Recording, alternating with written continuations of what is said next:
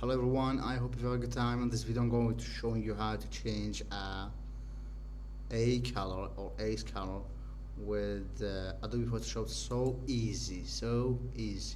Just going to open and getting original picture and going to the filter list and going to the camera raw filter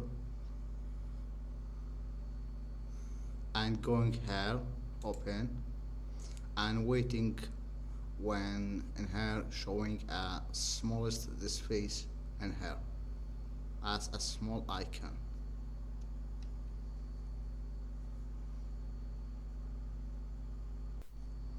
Okay, now when see the person, just click here and wait when opening a list in here.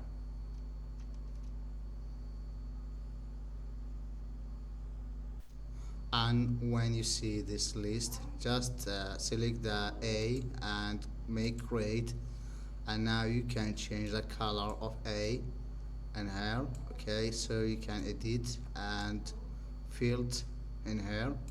So it's just over, and this video is come to end. I hope you love it. Don't forget like and share to learning another people's, and subscribe to see more video and next time. So thanks for watching. Goodbye, see you again next.